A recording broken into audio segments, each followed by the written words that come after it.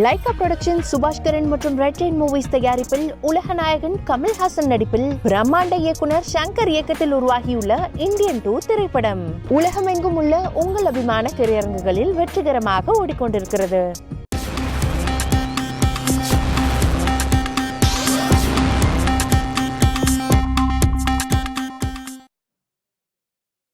பெருஞ்செய்தி அமர்விற்கு உங்களை வரவேற்கின்றேன். இந்த அமர்வில் நம்ம பேசக்கூடிய பேசுபொருள் என்பது மக்களை சந்திக்கும் சசிகலா திட்டம் என்ன, இந்த பொருளாக தான் நம்ம பேச இருக்கிறோம்.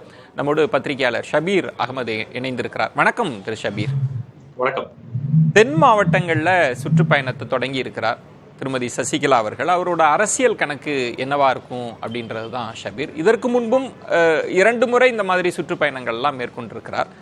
இந்த தருணம் என்பது நாடாளுமன்ற தேர்தல் முடிவுக்கு பிறகான இந்த சுற்றுப்பயணம் என்ன தாக்கம், என்ன கணக்குன்றதான் நம்ம பேசுறது. அதுல முதல் வாய்ப்பே அதிமுகவை ஒன்றிணைக்க வேண்டும் என்கிற அந்த ஒரு குரலை, அதுவும் குறிப்பா தென் மாவட்டத்தில் வலுப்படுத்த முடியும் அப்படின்னு நம்புறாரா? என்ன கணக்கு இருக்க முடியும் ஷபீர்? அதிமுகவை ஒருங்கிணைக்க வேண்டும் அப்படின்ற குரல் என்பது ஏதோ நேற்றோ முன்தினமோ தொடங்கிய ஒரு விவாதம் அல்ல. அது ரொம்ப நீண்ட காலமாகவே இருந்து கொண்டிருக்கிறது. குறிப்பாக அதிமுக ஒன்றுபட வேண்டும், ஒன்றிணைய வேண்டும். அதிமுகவில் பல்வேறு கோஷ்டிகளாக அது போய்விட்டது அப்படின்ற அந்த விஷயத்த அம்மையார் சசிகலா தொடர்ந்து பேசிட்டே இருக்காங்க. அவங்களும் என்ன சொல்றாங்க, நான் ஒருங்கிணைக்கக்கூடிய எல்லா முயற்சிகளும் எடுத்துட்டேன், கிட்டத்தட்ட 90% அந்த முயற்சிகள் எல்லாம் நிறைவடைந்து விட்டது அப்படின்னு அவங்க சொல்றாங்க.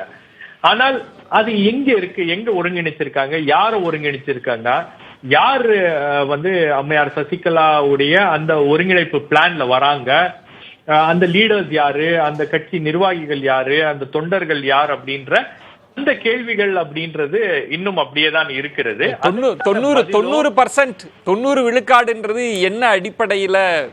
ஒரு கட்டடம் கட்டுறோம் அப்படின்னா 90 விழுக்காடு பணிகள் முடிஞ்சிருச்சு அப்படின்னு சொல்லலாம். ஒரு அணிகள் ஒன்றிணைப்பு, கட்சி ஒன்றிணைப்புல 90 விழுக்காடுன்னு எந்த அடிப்படையில சொல்றாங்க? ஒருவேளை மறைமுகமா பேசிட்டு இருக்காங்களோ எல்லாரோடையும்?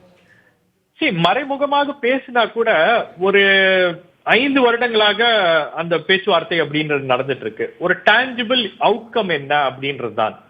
எந்த இடத்துல 2 தலைவர்கள் சந்தித்து கொண்டார்கள், எந்த இடத்துல ஒரு மீட்டிங் நடந்துச்சு, அட்லீஸ்ட் ஒரு கல்யாணத்திலயாச்சும் 2 பேர் பார்த்துக்கிட்டாங்களா, அல்லது ஏதோ ஒரு குடும்ப நிகழ்ச்சிகள்லயாச்சும் இவங்க 2 பேர் ஒருவரை ஒருவர் சந்தித்து கொண்டார்களா அப்படின்ற மாதிரி ஒரு நம்ம கண்ணுக்கு தெரிஞ்ச மாதிரி ஒரு இதுவும் இல்லையே.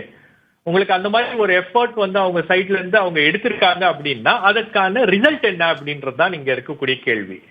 நீங்க இன்னைக்கு ஓபிஎஸ் நான் சந்திக்க போறேன், தேவைப்பட்டால் ஓபிஎஸ்ஐ சந்திப்பேன் அப்படின்னு சொன்னாங்க. ஓபிஎஸ் சந்திக்கிறதுல எனக்கு எந்த பிரச்சனையும் இல்லை அப்படின்னாங்க.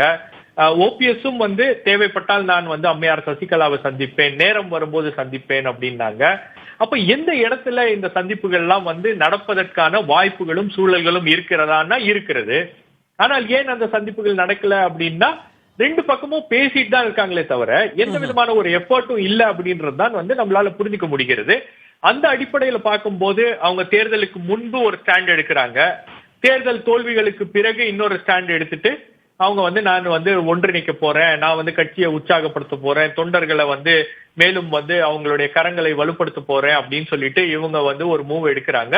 அதுக்கப்புறம் அது அப்படியே ஒரு நடவடிக்கைகளாக தான் இருக்கிறதே தவிர ஒரு தனிப்பட்ட நடவடிக்கையாக தான் அது இருக்கிறதே தவிர அதனால கட்சிக்கோ அல்லது அதிமுகவுக்கோ அல்லது அதிமுக நிர்வாகிகள் மட்டத்துல ஒரு பெரிய மாற்றம் வந்ததாக தெரியவில்லை. நீங்க சொல்றது ஷபீர் ரொம்ப முக்கியமானது. இதுல சம்பந்தப்பட்ட நபர்கள் அப்படின்னா 4 தரப்பு. முன்பு ஜெயலலிதா அவர்கள், ஜானகி அவர்கள்னு 2 தரப்பா இருந்தது. இப்ப 4 தரப்பு அப்படின்னு வைக்கலாம். ஒன்று திருமதி சசிகலா அவர்கள், திரு இபிஎஸ் அவர்கள், திரு ஓபிஎஸ் அவர்கள், திரு டிடிவி அவர்கள். குறைந்தபட்சம் இபிஎஸ் அவர்களோட தான் சிக்கல் இருக்குன்னா அந்த 3 பேரோடு தலைவர்கள் அவங்க சந்திக்கதை தவிர்த்து கொண்டே வருகிறாங்க. நேரம் வரப்ப போறேன், சரியான நேரத்தில் சந்திப்பேன்னு சொல்றாங்க. அப்படின்னா நம்ம அடுத்த வாய்ப்பு அப்படின்றது நம்ம தலைவர்களை சந்திக்க வேண்டாம், அதுல சிக்கல் இருக்கு, அதிருப்தி நிர்வாகிகளை சந்திச்சு பேசலாம், அதுவும் குறிப்பா தென் மாவட்டத்துல பேசலாம் அப்படின்னு ஏதாவது ஒரு கணக்கு இருக்குமோ? அப்படி போய் பேசுறதுல வாய்ப்பு இருக்கா? அப்படி பேச ஒரு முயற்சி எடுத்தா கூட அந்த நிர்வாகிகள் வரணும் இல்லையா? அந்த நிர்வாகிகளுக்கு ஒரு நம்பிக்கை அப்படின்றது ஏற்பட வேண்டும் இல்லையா? இப்போ அம்மையார் சசிகலாவுடைய அரசியல்ல இருக்கக்கூடிய ஒரே பிரச்சனை என்ன? அவங்க சிறையிலிருந்து வெளியே வரும்போது ஒரு உற்சாகம் என்பது இருந்தது, கட்சிக்குள்ள ஒரு பெரிய எதிர்பார்ப்பு அப்படின்றது இருந்துச்சு. அவங்க ஜெயில இருந்து வெளியே வந்துட்டாங்க. அடுத்தது கட்சியை அவர்கள் வந்து ஏதோ ஒண்ணு பண்ணி அட்லீஸ்ட் வந்து அந்த கட்சியை வழி நடத்துவதற்காகவோ அல்லது அந்த கட்சியில ஏற்பட்டிருக்கக்கூடிய அந்த பிரச்சனையை சரி செய்வதற்காக மும்முரமாக அவர்கள் முயற்சி எடுப்பாங்க அப்படின்ற ஒரு நம்பிக்கை என்பது இருந்துச்சு. அந்த தருணம் தான் வந்து ரொம்ப முக்கியமான தருணம். அதாவது ரஜினிகாந்த் அரசியலுக்கு வரார் அப்படின்னு சொல்லிட்டு அந்த கதையை பத்தி பேசும்போது சொல்லுவாங்க, 1996 தான் வந்து அவருடைய பிரைம் டைம். அந்த சமயத்துல ரஜினிகாந்த் அரசியலுக்கு வந்திருந்தாருன்னா ஒரு பெரிய மாற்றத்தை தமிழக அரசியல்ல அவரால் ஏற்படுத்தி இருக்க முடியும். அதே மாதிரி சசிகலா அம்மையாருடைய டைம் அப்படின்றது அவங்க சிறையில இருந்து ரிலீஸ் ஆகி வெளியே வரும்போது ஒரு மிகப்பெரிய கூட்டம் அவருக்காக காத்து கொண்டிருந்தது. அந்த கூட்டத்தை அவர் எப்படி வழி நடத்த போகிறார், என்ன பண்ண போறாங்க அப்படின்ற அந்த பல்வேறு கேள்விகள் இருந்துச்சு. அதிமுகவுக்கு நான் தான் ஸ்டேக் ஹோல்டர், நான் தான் மிக முக்கியமான ஸ்டேக் ஹோல்டர், அந்த கொடியை கட்டக்கூடாது அப்படின்னு அந்த சமயத்துல அதிமுகவுடைய ஆட்சி இருந்துச்சு, அந்த கொடியை கட்டக்கூடாது அப்படின்னு பிரச்சனை பண்ணாங்க. பட் அந்த கொடியை கட்டிட்டு தான் வருவேன் அப்படின்னு சொல்லிட்டு ஒரு விதமான ஒரு அரசியல் நடவடிக்கையில அவங்க ஈடுபட்டாங்க. அந்த சமயத்துல ஒரு எதிர்பார்ப்பு இருந்துச்சு. ஆனால் அந்த எதிர்பார்ப்ப அந்த மொமெண்டத்தை அவங்க அப்படியே வந்து அதை விட்டாங்க. அந்த மொமெண்டத்தை விட்டதன் விளைவு அதுக்கப்புறம் அரசியல் களம் என்பது மாறிவிட்டது. அதுக்கப்புறம் அந்த பவரை வந்து இபிஎஸ் கன்சாலிடேட் பண்ணிட்டாரு ரொம்ப திறமையாக. சொல்ல போனோம்னா அதாவது ஓபிஎஸ் கூட வச்சுக்கிட்டே ஓபிஎஸ் வந்து எந்த அளவுக்கு ஓபிஎஸ்ஐ பலவீனப்படுத்த முடியுமோ அதை அவர் செய்து பொதுக்குழுல ஓபிஎஸ் வந்து வெளியே தள்ளிட்டாரு. ரொம்ப லாவகமாக அந்த கட்சியுடைய பொதுச் செயலாளராக அவர் வந்து அமர்ந்து விட்டார் அப்படின்னும் போது இவங்களால ஒண்ணுமே பண்ண முடியலையே. இதுல ஒரு குறிப்பாக நீங்க பரப்பன அக்ரஹார சிறையில் இருந்து அவர் பயணப்பட்ட அந்த குறிப்பான நேரத்தை தவற விட்டுட்டாரு அப்படின்னு சொல்றீங்க. ஆனா இவ்வளவு காலம் இருந்தது. ஒரு அதிமுகவின் நிழல் போல அவர் இருந்தார்னு சொல்லப்பட்டது. ஜெயலலிதாவிற்கு பின்னணியில் பல அரசியல் நகர்வுகளை அவர் தான் முடிவெடுத்து செய்தார்லாம் சொல்லப்பட்டது. ஆனாலும் வெளியில் தெரிகிற மாதிரி பெரிய நிர்வாகிகள் வரல, பெரிய தலைவர்கள் வரல, மாவட்ட செயலாளர்கள் வரல. அவங்க யாரையுமே இணைக்காம இந்த சுற்றுப்பயணத்துல கூட அப்படி ஒரு குறிப்பிட்ட நபர்களை என்ன வரவேற்பாங்க அப்படின்லாம் திட்டமிட்டு தான் பயணத்தை மேற்கொள்வாங்க. அப்படியும் யாரும் வரவேற்க போவது போல தெரியல. இப்ப என்னதான் கணக்கு இருக்க முடியும்? யாரை சந்திக்க போவாங்கன்னு நினைக்கிறீங்க? சரி, அந்த சுற்றுப்பயணம் அப்படின்றது ஒரு ஒரு காட்சி அவங்க வந்து ஏற்படுத்துறாங்க.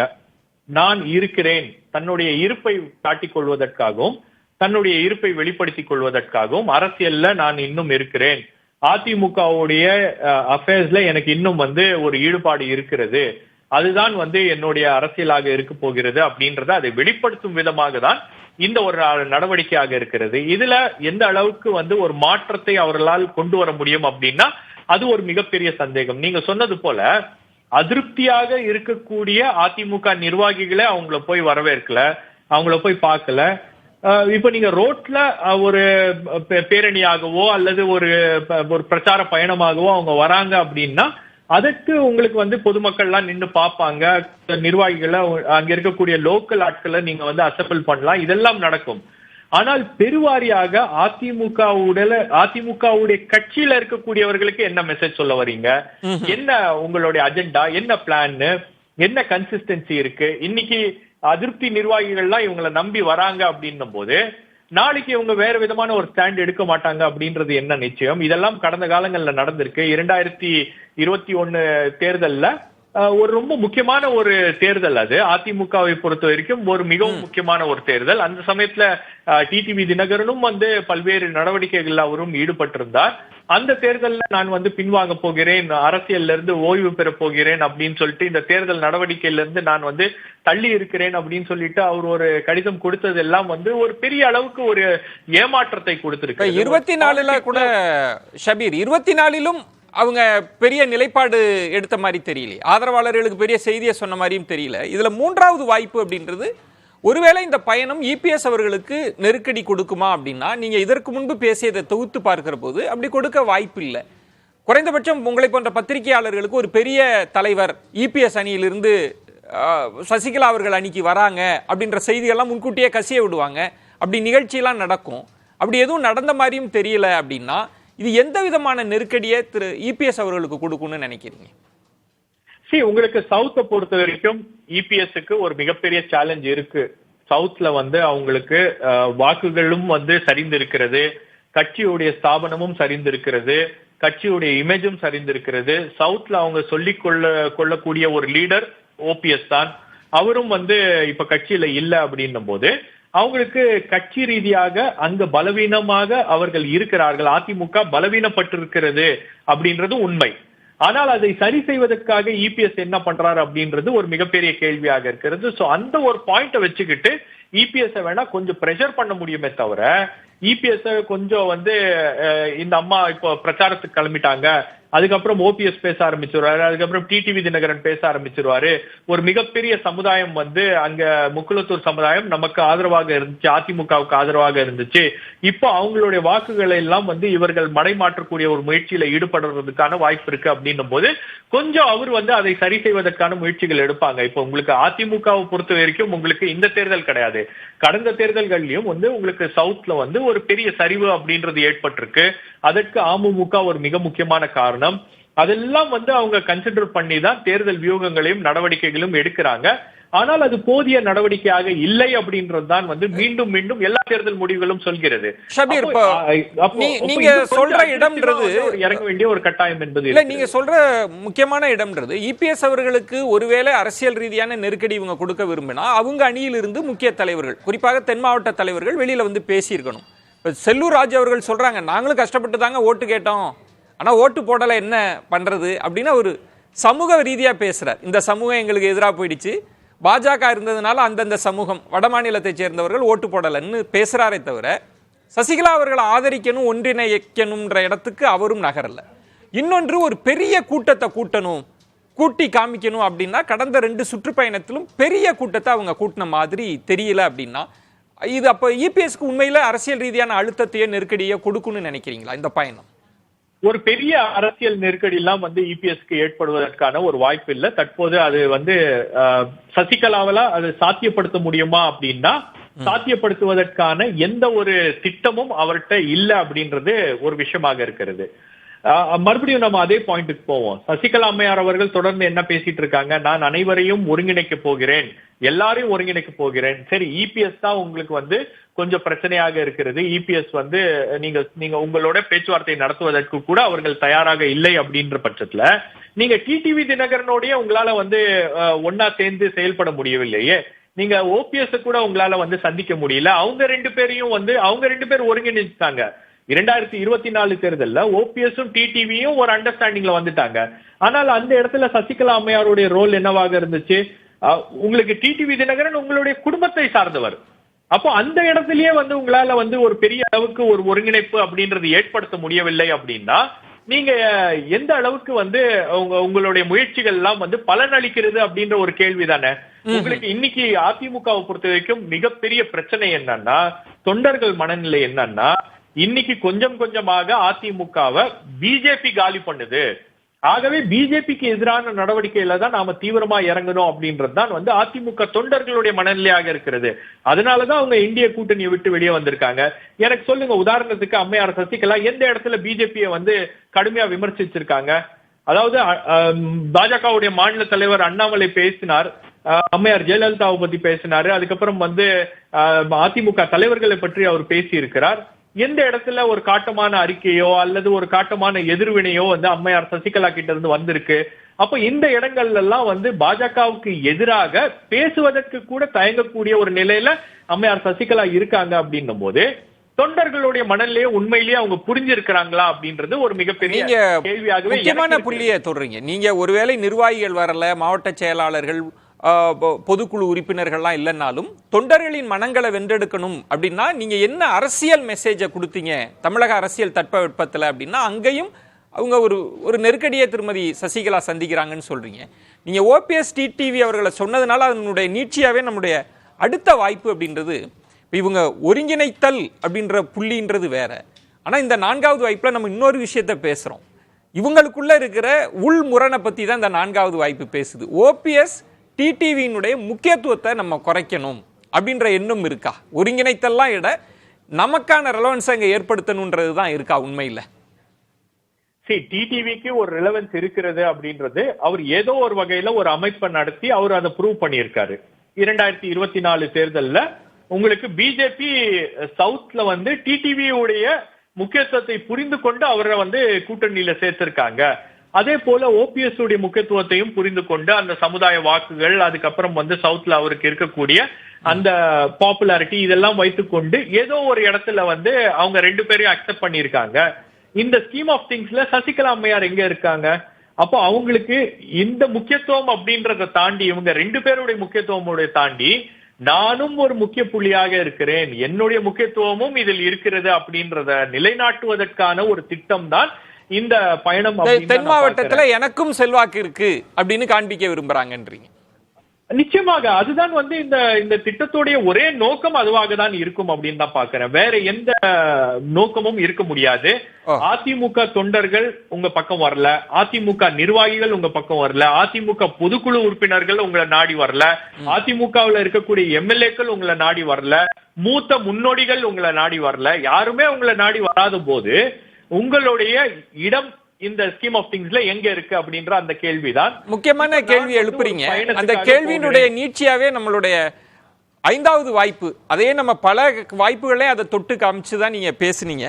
தனது அரசியல் இருப்ப நிலைநிறுத்தல்ல, அது ஒரு பேசு பொருளாக்க, ஊடகங்கள் வழியா பேசு பொருளாக்குவது மட்டும்தான் இந்த பயணத்தினுடைய அவுட்கமா இருக்க முடியுமா? அதுதான் உங்க திட்டமா இருக்க முடியுமா? நிச்சயமா அதுதான் திட்டமாக இருக்க முடியும். நானும் இருக்கிறேன், தமிழக அரசியல் களத்துல நான் இருக்கிறேன். 2026 தேர்தல் அதிமுகவுக்கு ஒரு மிகவும் முக்கியமான தேர்தல். அது அதிமுகவுடைய வாழ்வா சாவா என்ற அந்த போராட்டம். அந்த போராட்டத்துல நான் வந்து ஒரு மிக முக்கியமான பங்கை ஆற்றப் போகிறேன் அப்படின்ற அந்த மெசேஜோட தான் இவங்க இறங்குறாங்க.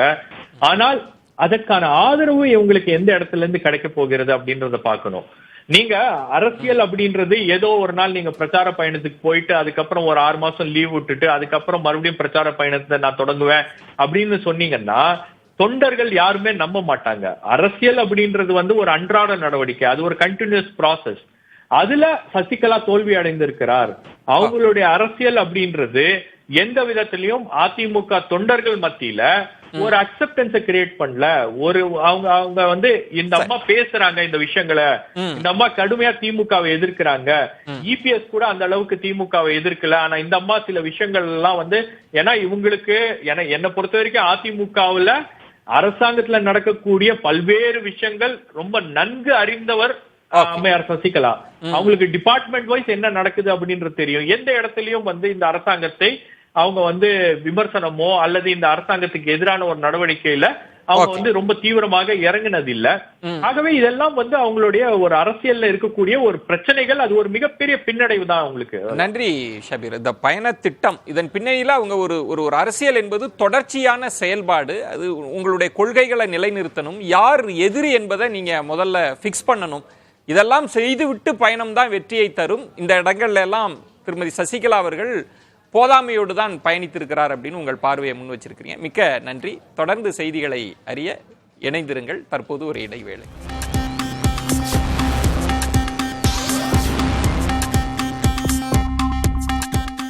லைகா புரொடக்ஷன் சுபாஷ்கரன் மற்றும் ரெட் ரெயின் மூவிஸ் தயாரிப்பில் உலகநாயகன் கமல்ஹாசன் நடிப்பில் பிரம்மாண்ட இயக்குனர் சங்கர் இயக்கத்தில் உருவாகியுள்ள இந்தியன் 2 திரைப்படம் உலகமெங்கும் உள்ள உங்கள் அபிமான திரையரங்குகளில் வெற்றிகரமாக ஓடிக்கொண்டிருக்கிறது.